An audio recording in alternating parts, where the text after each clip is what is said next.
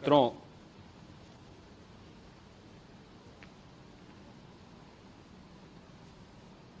महाकुंभ प्रयागराज का आज मौनी अमावस्या का मुख्य स्नान है और कल सायंकाल 7 बजे से ही काफी बड़ी संख्या में श्रद्धालुजन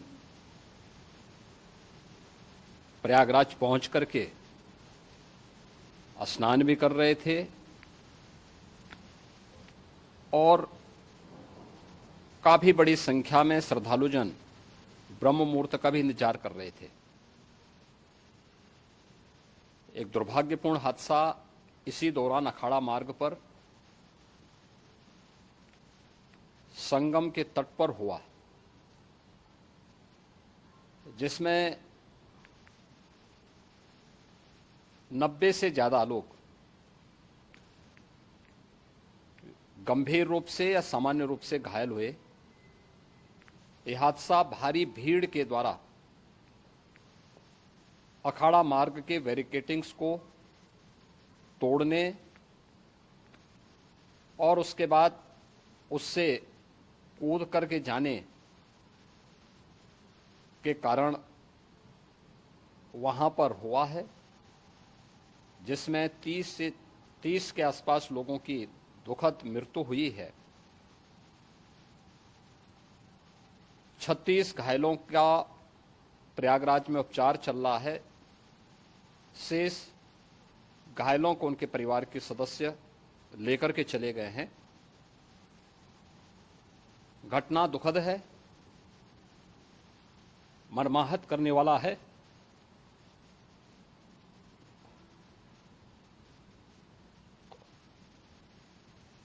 उन सभी परिजनों के प्रति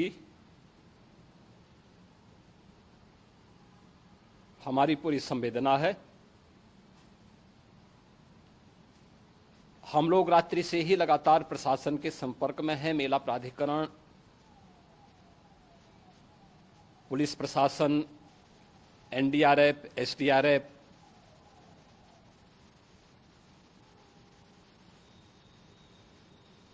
और भी अन्य जितने भी व्यवस्थाएं हो सकती थी उन सबको वहां पर तैनात किया गया है। परिणाम उसी का है कि हादसे के कुछ ही देर के बाद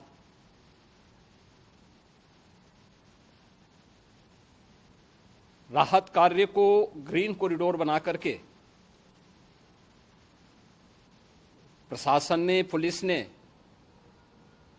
एनडीआरएफ और एसडीआरएफ के स्वयंसेवकों ने सभी लोगों को हॉस्पिटल तक पहुंचाने का काम किया है। लेकिन दुर्भाग्य से इस दौरान ये मौतें हुई हैं।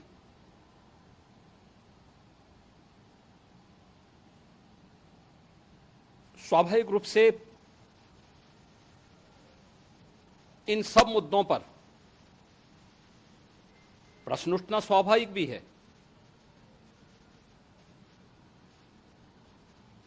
उपचार के बाद बहुत सारे लोग अपने परिवारजनों के साथ जा चुके हैं, उनके परिवार के लोग ले जा चुके हैं। जो बाकी बच्चे हैं उनका उपचार चल रहा है। उपचार के सारे इंतजाम वहां किए गए हैं।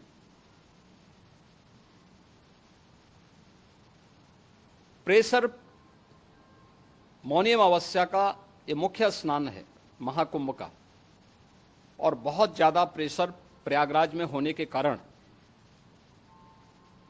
सभी प्रकार के मार्ग भी चौक थे। रात्रि से ही प्रशासन उन मार्गों को खुलवाने और स्थिति को सामान्य करने के लिए पूरी तत्परता के साथ लगा भी रहा।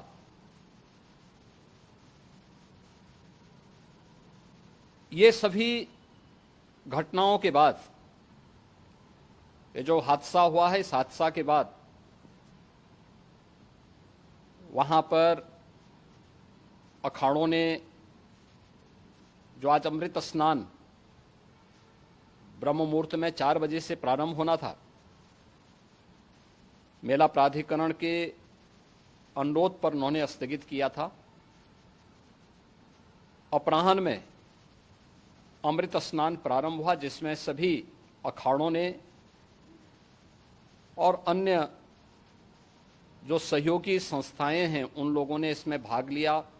सभी पूज्य आचार्य महामंडलेश्वर भी इस अमृत स्नान में भागीदार बने। प्रयागराज में आज 8 करोड़ से अधिक लोगों का, श्रद्धालुओं का दबाव था।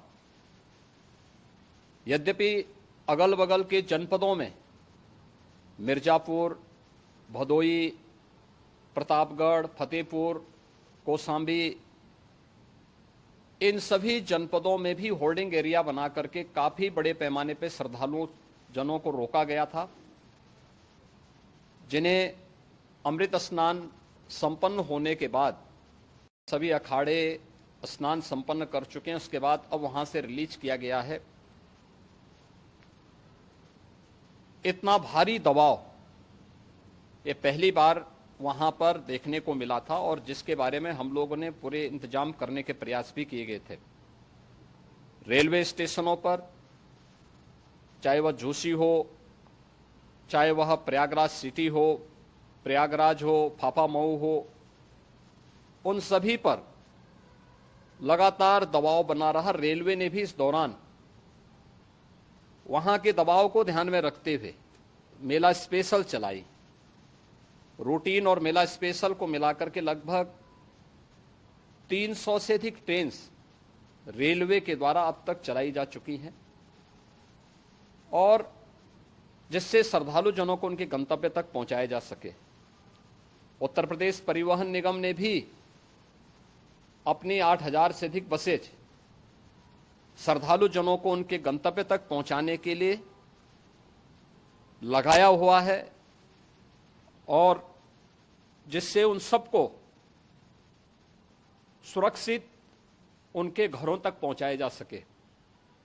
दिन भर स्मूथली, बहुत ही सुगमता के साथ पूरा स्नान इसके बाद हुआ है, जिसमें पूज्य शंकराचार्य,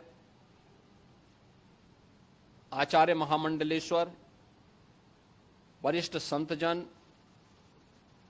और सभी अखाड़ों ने इसमें पूरा सहयोग भी किया और पूरे कार्यक्रम को सकुशल संपन्न करने में अपना योगदान भी दिया है। ये सभी घटनाएं मर्माहत करने वाली भी हैं और एक सबक भी है, लेकिन हादसे के तह में भी जाने की आवश्यकता है। और इसी दिशा से सरकार ने भी तय किया है कि हम इसकी एक जुडिशियल इंक्वायरी भी करेंगे, क्योंकि कई बार रिव्यू होने के बाद स्थानीय स्तर पर हर प्रकार की सतर्कता के बाद आखिर कहां से ऐसे हादसे फिर भी होते हैं और हुए हैं। इसके लिए हम लोगों ने न्यायमूर्ति हर्ष कुमार के नेतृत्व में पूर्व डीजी श्री वीके गुप्ता और retired IAS Shri DK Singh, इन 3 सदस्यीय जुडिशियल कमीशन को भी इसके लिए गठित किया जा रहा है। इन सभी अन्य कार्यों के साथ साथ हम लोगों ने वहां की पूरी घटना पर आज पूरे दिन भर एक एक घटना को लेकर के मुख्यमंत्री का जो कंट्रोल रूम था, उस कंट्रोल रूम से भी, चीफ सेक्रेटरी के कंट्रोल रूम से भी, डीजीपी के कंट्रोल रूम से भी लगातार इन चीज़ों की मॉनिटरिंग की जाती रही। दिन भर बैठक चली है और लगातार एक एक घटना को लेकर के वहां पर प्रशासन के साथ संवाद भी रहा है, विभिन्न अखाड़ों के साथ संवाद रहा है, अन्य संतों के साथ भी दिन भर हम लोग संवाद बनाते रहे हैं। प्रातःकाल से आदरणीय प्रधानमंत्री जी का, माननीय गृह मंत्री जी का, माननीय राष्ट्रीय अध्यक्ष जी का, अन्य तमाम केंद्रीय मंत्रियों का, माननीय रेल मंत्री जी का, प्रदेश की माननीय राज्यपाल महोदया का भी समन्वय बराबर आवश्यक दिशा निर्देश भी और मार्गदर्शन भी प्राप्त होता रहा। इसको लेकर के यहाँ पर सरकार ने उसे नीचे मजबूती के साथ उतारने का कार्य करने का प्रयास किया। घटना अत्यंत दुखद है। मृतकों के प्रति मेरी विनम्र श्रद्धांजलि है। जितने भी मृतक के परिजन हैं, उन सभी परिवारजनों के प्रति जिन्होंने अपने परिवार के सदस्यों को खोया है, मेरी संवेदनाएं हैं।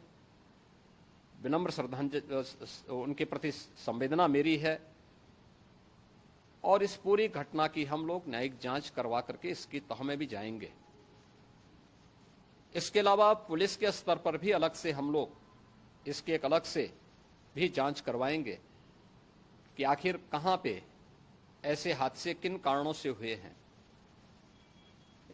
क्योंकि पहले से इस बारे में हम लोग हमारी रणनीति थी कि इतनी बड़ी संख्या में श्रद्धालु वहां पर आएंगे। मृतक के परिजनों के प्रति हम प्रदेश सरकार की तरफ से, जिन्होंने इस हादसे में अपने परिवार के सदस्यों को खोया है, वहां पर मेला प्राधिकरण के पास वो पूरी सूची है, उन लोगों ने उसको वहां पे जारी भी किया है।